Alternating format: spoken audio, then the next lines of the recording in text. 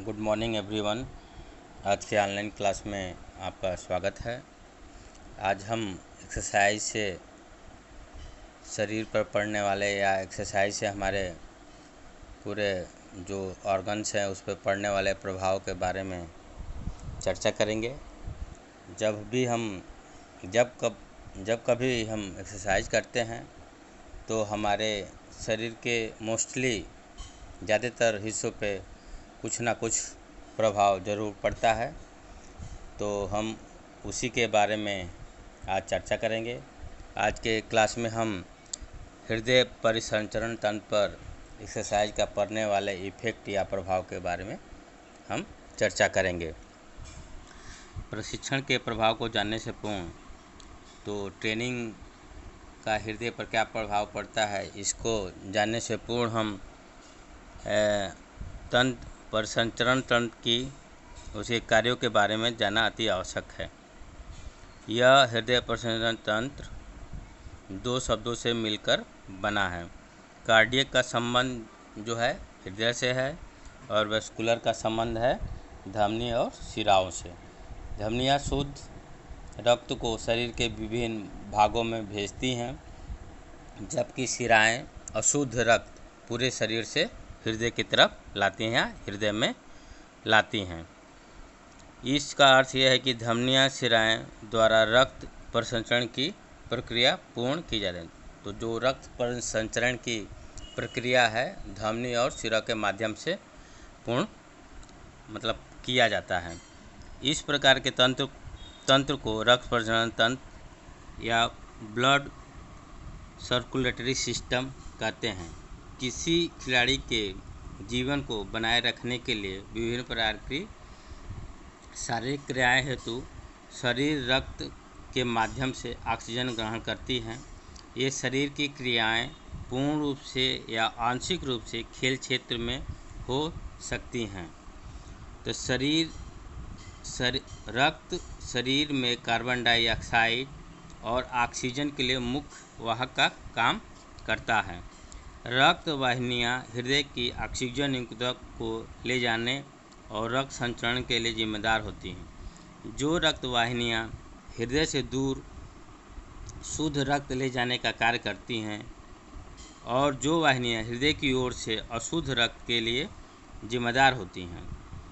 हृदय वाहिनियों और बाएं फेफड़ों के बीच स्थित वक्ष के क्षेत्र में स्थित रहता है। मतलब हृदय हमारा स्थित रहता है कहाँ? वक्ष के क्षेत्र में, दोनों फेफड़ों के बीच में स्थित रहता है।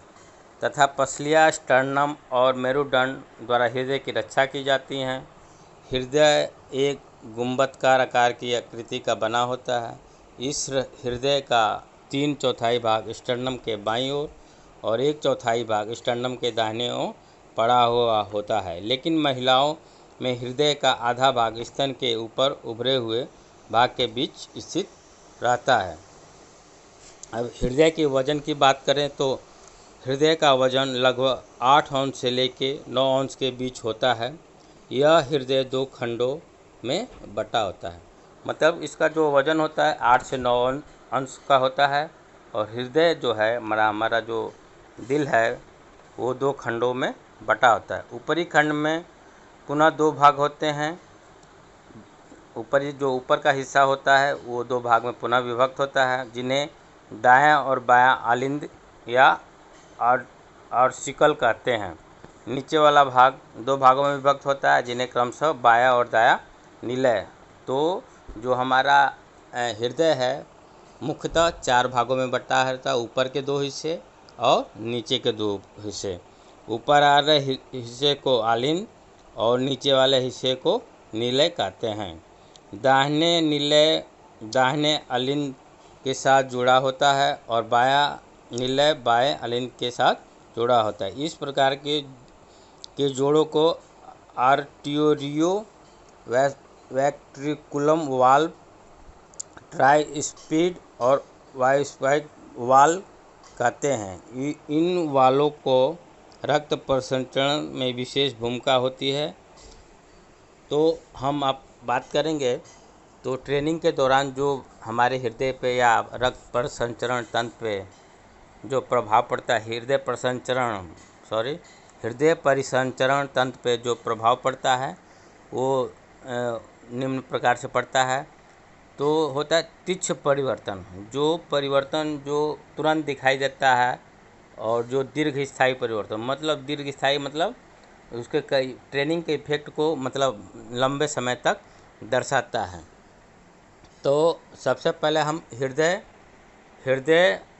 दर मतलब हार्ट रेट के बारे में चर्चा करेंगे। तो हृदय धड़कन प्रति मिनट की कुल संख्या को हृदय धड़कन करते हैं, मतलब 1 मिनट में हमारा हार्ट बीट है कितनी बार चलता है उसे हार्ट रेट कहते हैं। यह हृदय गति एक मानव से दूसरे मानव, एक बच्चे से दूसरे बच्चे, एक खिलाड़ी से दूसरे खिलाड़ी में भिन्न भिन्न हो सकता है, लेकिन सामान्यतः पुरुषों में जो हार्ट रेट होता है 72 बार एक मतलब 72 टाइम्स पर मिनट होता है।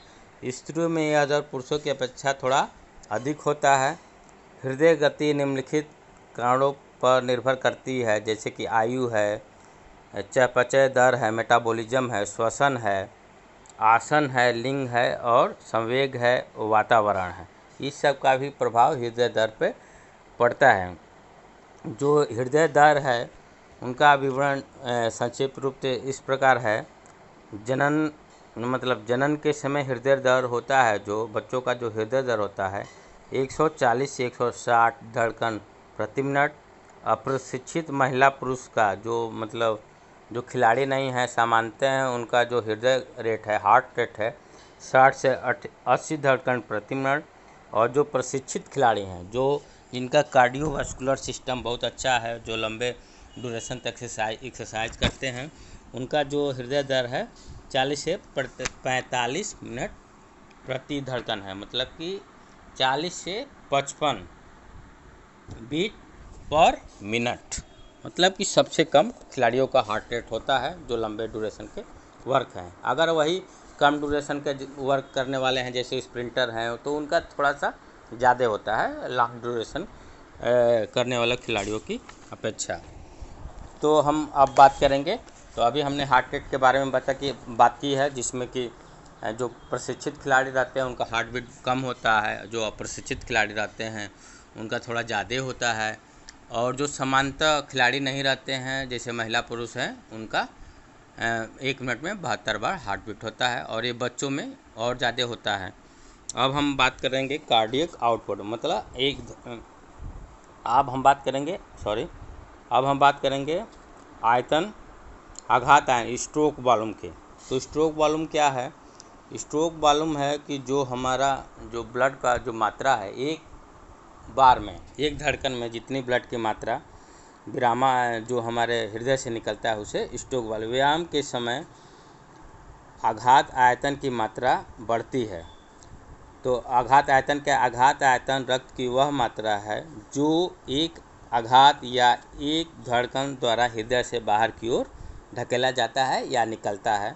तो ये आघात आयतन एक्सरसाइज के दौरान क्या होता है? बढ़ जाता है, स्ट्रोक वॉल्यूम बढ़ जाता है। तो विरामावस्था में जो स्ट्रोक वॉल्यूम एक धड़कन में 70 ml होता है, वही एक्सरसाइज के दौरान ये 200 ml हो जाता है। तो एक्सरसाइज हम करेंगे तो जो हमारा स्ट्रोक वॉल्यूम है, जो एक बार एक धड़कन में हमारे शरीर से हृदय से जो ब्लड निकलता है, वो उसकी प्रक्रिया क्या है? बढ़ जाती है। हृदय निकास कार्डियक आउटपुट, ये कार्डियक आउटपुट क्या है? तो हृदय के प्रत्येक गति द्वारा आकुंचित नीलों से जितना रक्त ध्वनियों में जाता है उसे आघात आयतन कहते हैं। दोनों नीलों से समान आयतन रक्त धमनियों में जाता रहता है। प्रत्येक नीले से 70 ml मतलब घन मिनट प्रति बीट जाता है।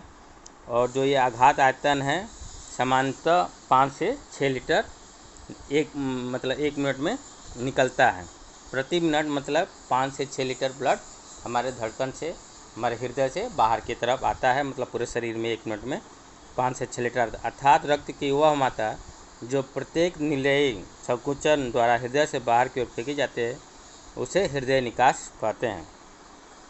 तो विरामावस्था मतलब हम आराम की स्थिति में होते हैं, तो जो है हृदय निकास है 1 मिनट में 5 से 25 लीटर होता है, और व्यायाम के समय मतलब जब हम एक्सरसाइज करते हैं तो ये मात्रा बढ़ के 35 से 40 लीटर प्रति मिनट हो जाता है। मतलब जो हार्ट मतलब कार्डियक आउटपुट है, जो हमारा जो ब्लड हृदय से हमारा ब्लड शरीर की तरफ जाता है, वो उसकी मात्रा बढ़ जाती है। तो विरामावस्था में 4 से 5 लीटर होता है, और जब हम एक्सरसाइज करते हैं तो कार्डियक आउटपुट बढ़ के 40 मिलीलीटर मतलब 40 लीटर 1 मिनट में हमारे हृदय से शरीर की तरफ रक्त का प्रवाह होता है।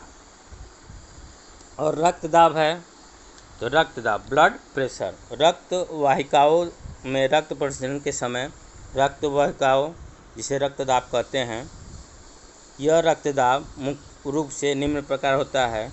तो सिस्टोलिक ब्लड प्रेशर नीले आकुंचन काल के समय धमनियों में अधिकतम रक्तदाब को आकुंचन कहते हैं।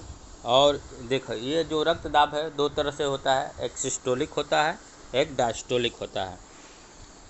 तो विरामावस्था में आकुंचन दाब 120 ml होता है, और विरामावस्था में अनुशिथिलन मतलब सिस्टोलिक और डायस्टोलिक, यहाँ पे ब्लड प्रेशर की बात की गई है। तो जो सिस्टोलिक दाब है 120 और डायस्टोलिक है जो 80 ml होता है। और जो ट्रेनिंग के दौरान सिस्टोलिक ब्लड प्रेशर में जो है परिवर्तन होता है, लेकिन डायस्टोलिक ब्लड प्रेशर में कोई परिवर्तन नहीं होता है। अब हम बात करेंगे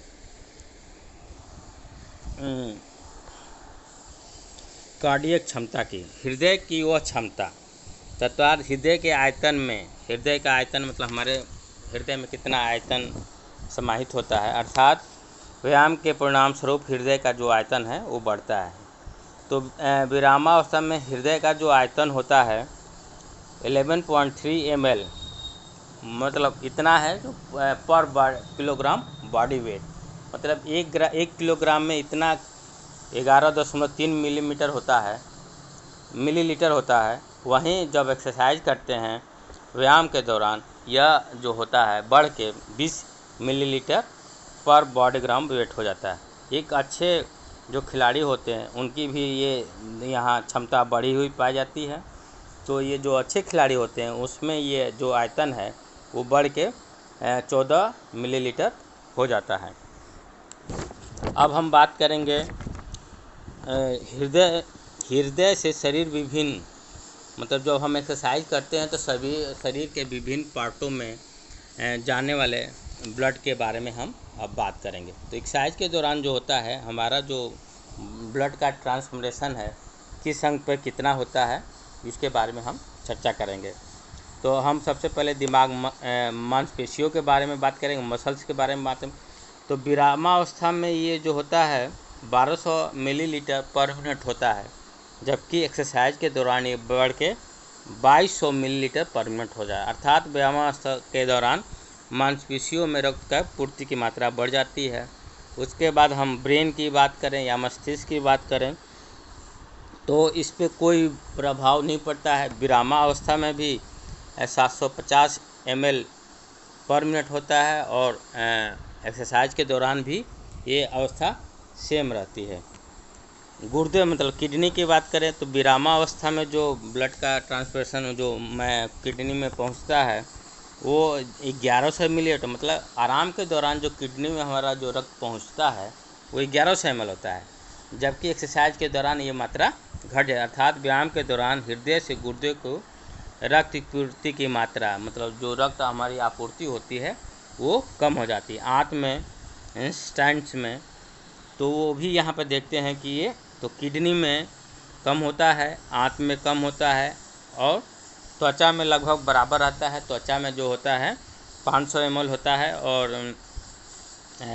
व्यायाम के दौरान ये 600 ml हो जाता है। हड्डियों में जो बोन्स में है, बोन्स में क्या होता है कि ये थोड़ा बहुत बढ़ा हुआ यहाँ पे हम देखते हैं जब हम एक्सरसाइज करते हैं तो ये 600 से बढ़ के 1000 किलो, शरीर के कुल रक्त विवरण विरामावस्था में जो है रक्त का जो परिसंचरण होता है तो वो 5 से 6 लीटर होता है, जबकि एक्सरसाइज के दौरान या व्यायाम के दौरान ये बढ़ के 25 से 40 लीटर पर मिनट हो जाता है।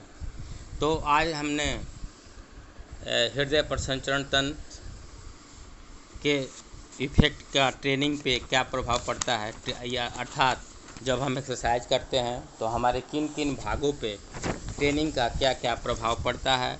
मतलब हम जब ट्रेनिंग करते हैं तो उस दौरान जो हमारा जो हृदय परिसंचरण तंत्र है किस प्रकार से काम करता है, कब ये बढ़ जाता है, किन किन अंगों पे इसका प्रभाव ज़्यादा पड़ता है, किन अंगों पे नहीं पड़ता है। तो हमने देखा कि मस्तिष्क में जितना ब्लड हम विरामावस्था में पहुंचता था उतना ही ब्लड एक्सरसाइज के दौरान पहुंचता है।